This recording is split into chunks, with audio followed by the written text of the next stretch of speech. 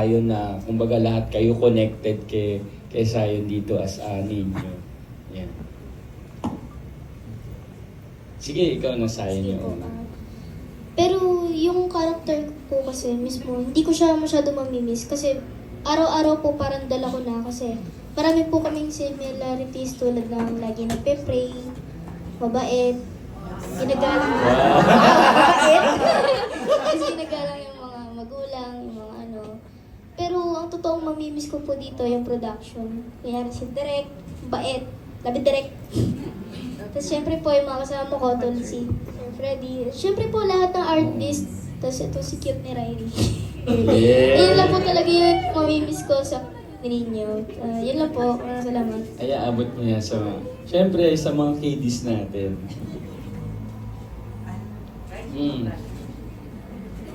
Ano yung mamimiss mo sa show at saka syempre kay Zion? Kay Zion daw mamimiss. Yun lang po.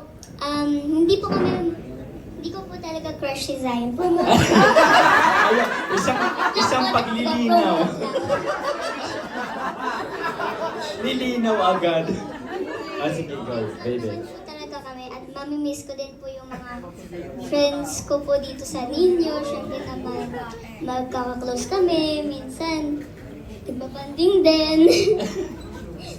Yun lang po. Ayan, sa katabi mo. Ang mamimiss ko po sa aking mananinin yung mga bonding times, mga pinaggagawa po namin sa break time. Tsaka minsan po, din po kami, mga draw lines, mga nagpa-memorize din po kami. Tapos, ang mamimiss ko po kay ninyo yung mga ngiti niya, yung mga... yung kakyutan niya. At tsaka, mamimiss ko din si Zion at sana magkita pa tayo. Sige, kayo dun. Mamimiss ko po si Zion, si Riley, pati na rin po si Joko. Lalo-lalo na po to si Kring Kring. Mamimiss ko po kakulitan na ito. And nagpapasalamat po ako sa MQuest, sa Cornerstone at sa TV5. And nagpapasalamat din po ako kay Direk Top at kay Direk Omar, kay Ma'am Emma, kay Miss Lady, at kay Coach Dudes. Wow, inisa-isa. Makukuha ka daw ulit sa susunod. Ayan. Kitch. Ako, mamimiss ko dito talaga yung mga moments namin together. Siguro yung, yung makausap mo, yung makabanding mo yung bawat cast. Kunyari, katulad yan, yung mga veteran actors natin. Pag intuhan kami, tutunan ka talaga. Hindi lang sa pagiging artist or artista, kundi sa pagiging tao na rin. Feeling ko talaga din yun. Kasi, syempre, babaunin namin yun bilang bagong artista na pwede namin gamitin yon sa mga susunod na project at pwede rin namin ibigay sa mga susunod na magiging artista. At ayun, mamimiss ko rin siguro yung biyahe papuntang Bulacan. Malayo pero worth it naman. Pagdating doon, nagbabanding din kami. Yung bonding talaga namin as a family. Nakikita ko talaga mga TikTok and everything. So, ayun, yun ang mamimiss ko. Queen eh. Paano sinabi niya na po lahat? Charot. At di po, ako po, magandang hapon po pala sa lahat. Thank you so much po sa pagpunta niyo po, sa paglaan niyo ng oras ninyo. Sobrang appreciate po namin lahat. And ayun po ako, personally, miss ko talaga, buong cast talaga, as in. Kung makikita niyo lang po yung bonding namin off-cam, talagang legit na as a family talaga. Alam niyo nung last taping, may kwento ko lang po, talagang doon ko naramdaman na talagang ito na pala yung huli. Parang sobrang nalungkot ako to the point na habang pauwi ako ng Batangas, umiiyak ako. Legit yun, legit po, sobra.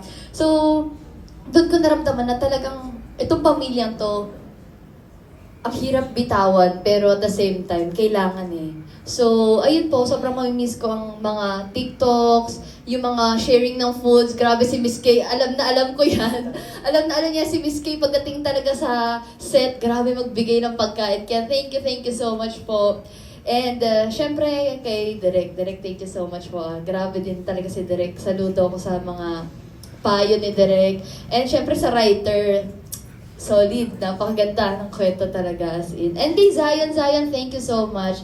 Alam niyo, pag nakikita ko po itong batang ito, palagi po niyang mamiss ko sa kanya talaga. Palagi niya po ako niyayakap kapag nakikita niya ako. And ayun, sobrang cute na batang to. So, yun po, thank you so much po. Ayan, akin short lang naman. Siyempre, mamimiss ko siyempre yung taping pag magkakasama kami lahat. Yung mga behind the scenes namin, sobrang saya kasi talaga. Lokohan lang, ganyan. Pero pagka seryoso na sa set, seryoso talaga sa set.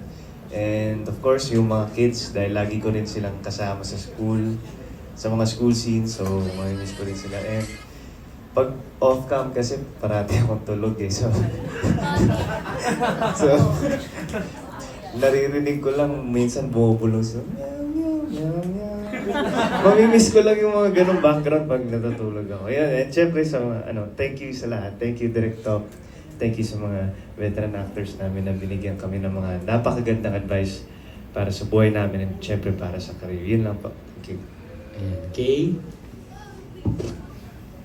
Kung ano yun? Pambata. Totoo naman talaga, na-miss ko yung kainan namin. Pag kasama ko sa kwarto lagi yan sila. Mula dito, sila, si Miss, of course, si Miss Carmi, yung bangay namin on screen, pero off screen, tawanan lang kami ng tawanan.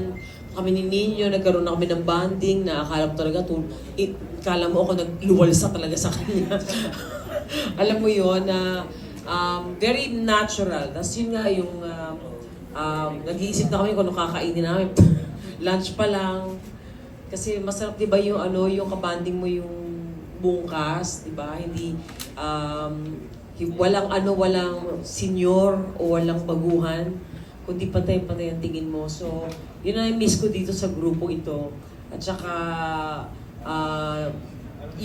first yung drama, actually may-miss ko yun. Kasi first time ko talaga nagseryoso na drama. Although yung comedy, given naman ata yung comedy. Pero yung talagang drama.